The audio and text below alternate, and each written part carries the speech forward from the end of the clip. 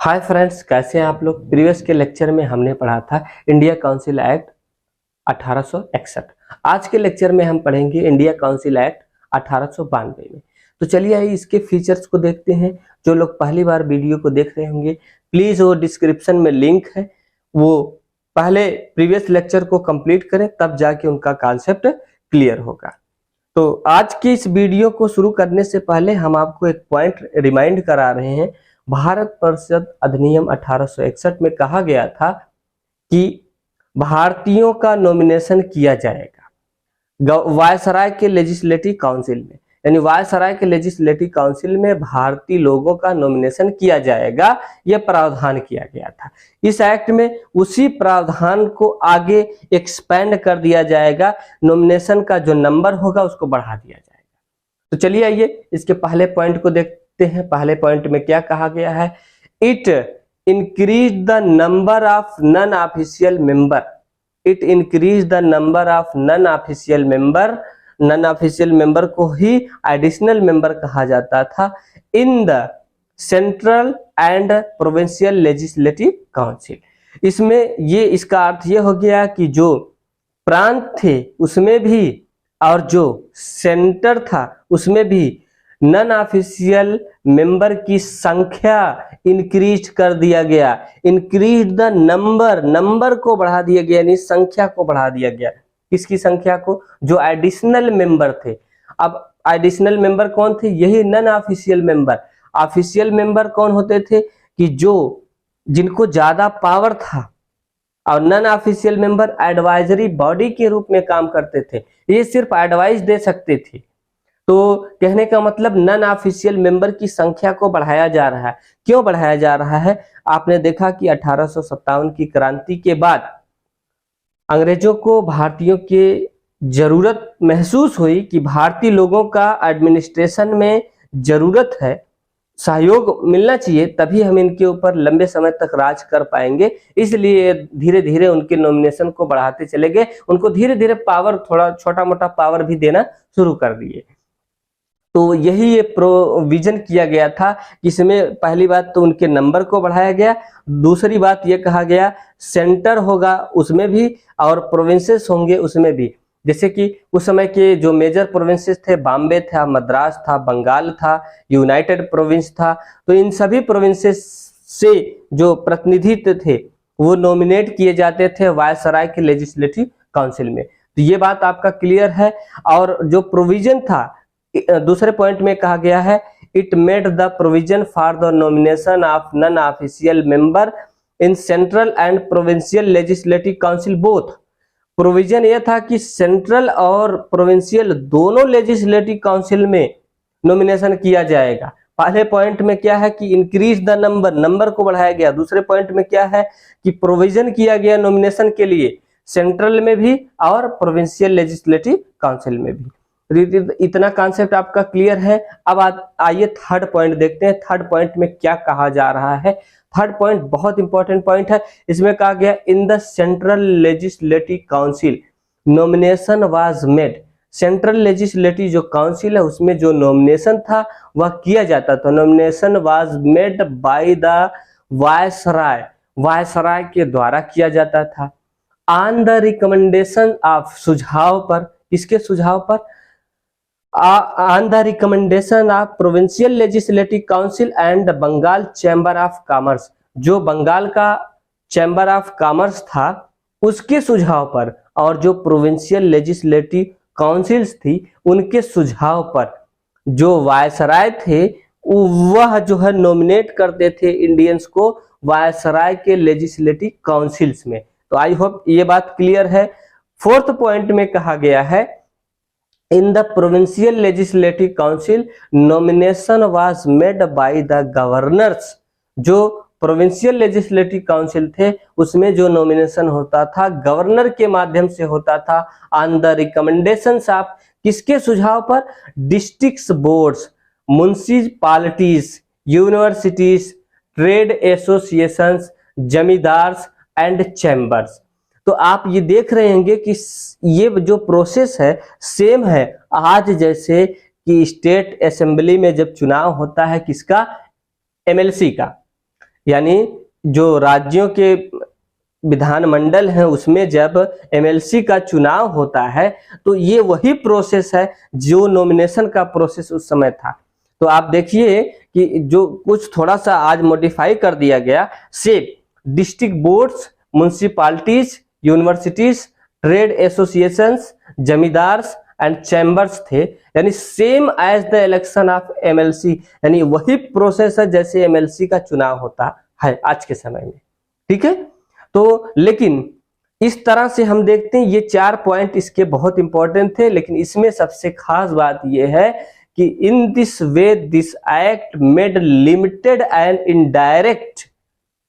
Indirect election to fill the seats of non official member. इस act के माध्यम से हम देखते हैं कि कुछ लिमिटेड, सीमित और इनडायरेक्ट इलेक्शन के जैसा कुछ हमको देखने को मिल रहा है नॉन ऑफिशियल मेंबर की सीटों को भरने के लिए। तो यानी लेकिन खास बात यह है पूरे इस एक्ट में कहीं पे भी इलेक्शन का जिक्र नहीं है। मैं आपको बता रहा हूं इलेक्शन के जैसा है, रिमाइंड करने में आसान रहेगा, लेकिन nowhere the term election is mentioned in this act. इस एक्ट में कहीं पे भी इलेक्शन शब्द का जिक्र ही नहीं है। लेकिन आप देखेंगे कि प्रोसेस ऐसा है नॉमिनेशन का जैसे आज के समय में इलेक्शन होता है। तो आप कह सकते हैं कि इनडायरेक्ट इलेक्शन का कहीं ना कहीं बेसमेंट जो है इस एक्ट ने जो है क्या है पुट किया। आप उसके जो है बेस को देख सकते हैं कि बेस पुट किया जा रहा है। तो इस एक्ट में ये कुछ इंपॉर्टेंट फीचर्स थे। इसके बाद हम देखेंगे कि इंडिया काउंसिल एक्ट 1909। आइए फ्रेंड्स देखते हैं कि इंडिया काउंसिल एक्ट 1909 में क्या क्या फीचर्स हैं, इसमें क्या क्या प्रावधान किया गया था। तो चलिए इसको देखते हैं कि इसके पहले फीचर्स को देखते हैं कि जैसे उसमें दिया था कि increase the number of non official member.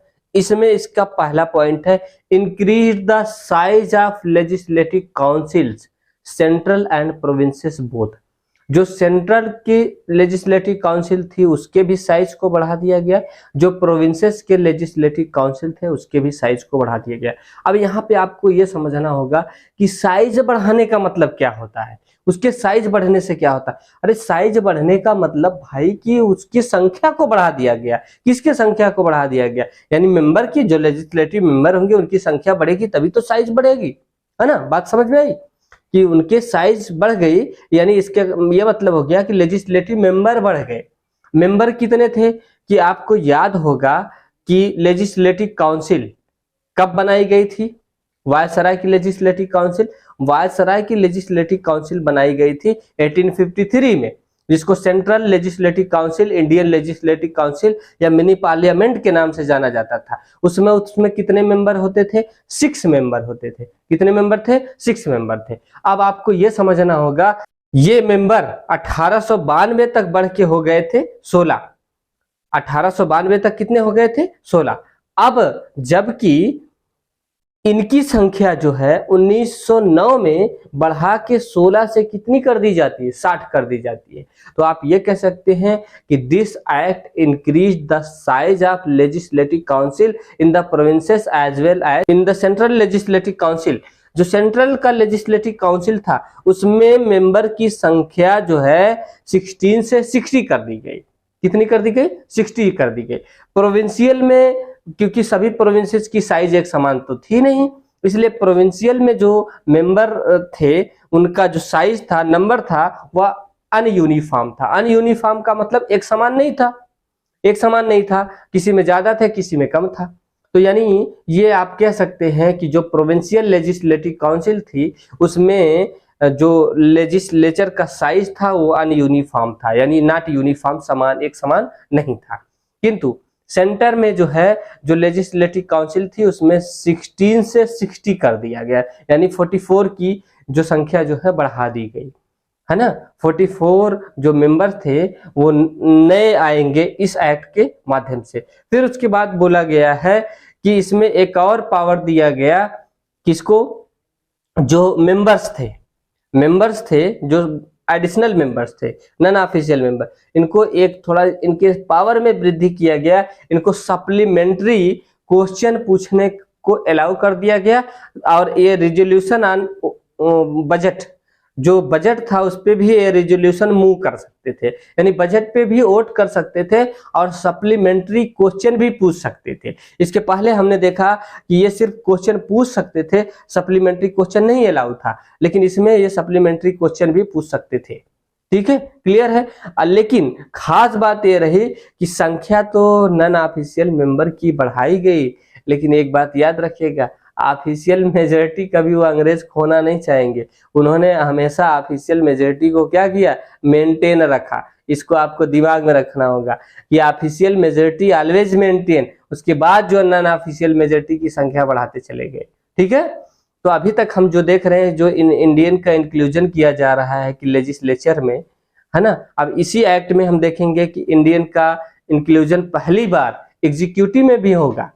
तो आइए अब अगले पॉइंट में, जैसे कि इसमें क्या था कि एसोसिएशन ऑफ इंडियन, भारतीयों को शामिल कर दिया गया in the executive council of viceroy and governor, जो प्रांतों में गवर्नर थे उनके भी एग्जीक्यूटिव काउंसिल में भारतीयों को शामिल किया गया, वायसराय की एग्जीक्यूटिव काउंसिल में भी भारतीयों को शामिल किया गया। लेकिन खास बात यह थी कि वायसराय के एग्जीक्यूटिव काउंसिल में पहले भारतीय जो शामिल हुए थे उनका नाम है सत्येंद्र प्रसाद सिन्हा। सत्येंद्र प्रसाद सिन्हा जो है एज अ लॉ मेंबर, यानी कानून के सदस्य के रूप में क्या है कि वायसराय के एग्जीक्यूटिव काउंसिल में शामिल हुए थे। अभी तक हमने जो बताया था वो नॉमिनेशन था, नॉमिनेशन किसमें था, वायसराय के लेजिस्लेटिव काउंसिल में था। लेकिन अभी हम आपको ये जो बता रहे हैं, सत्येंद्र प्रसाद सिन्हा जो थे, सत्येंद्र प्रसाद सिन्हा, ये एग्जीक्यूटिव मेंबर थे, लॉ मेंबर थे, एग्जीक्यूटिव काउंसिल में शामिल हुए थे। ये बात कॉन्सेप्ट आपको क्लियर रखना होगा।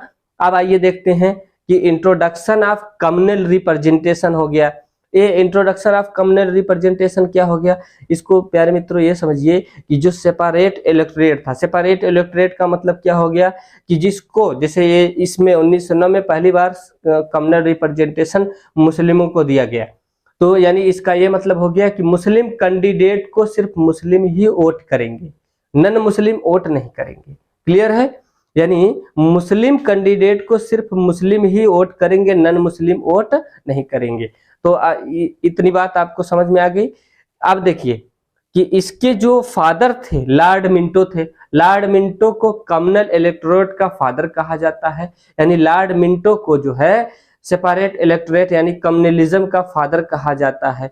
तो ये लॉर्ड मिंटो, क्योंकि लॉर्ड मिंटो के समय में ही आया था, इसलिए इसको जो है फादर ऑफ कम्युनल इलेक्टोरेट कह देते हैं। और खास बात यह है, ये सिर्फ मुस्लिमों को कम्युनल इलेक्टोरेट नहीं दिए, इन्होंने क्या किया, सेपरेट रिप्रेजेंटेशन फॉर कॉर्पोरेशन यानी निगम को भी दे दिया, चैम्बर ऑफ कॉमर्स को भी दे दिया, यूनिवर्सिटीज के लिए बना दिया, जमींदार के लिए बना दिया गया। इसीलिए लॉर्ड मिंटो को कहा जाता है फादर ऑफ कम्युनल इलेक्टोरेट, है ना। तो ये कुछ इंपॉर्टेंट पॉइंट थे इंडिया काउंसिल एक्ट 1909 की। तो आई होप आपको पूरी कॉन्सेप्ट समझ में आ गई। तो अगर पूरा कॉन्सेप्ट आपको समझ में आता है तो फ्रेंड्स वीडियो को लाइक करें, हर उस कैंडिडेट तक पहुंचाएं जिसको बहुत जरूरी है, जो एग्जाम में बैठना चाहते हैं, इस बार पार्टिसिपेट करना चाहते हैं, उन तक ये जो है वीडियो आप जरूर शेयर करें। मिलते हैं नेक्स्ट वीडियो में अगले एक्ट के साथ।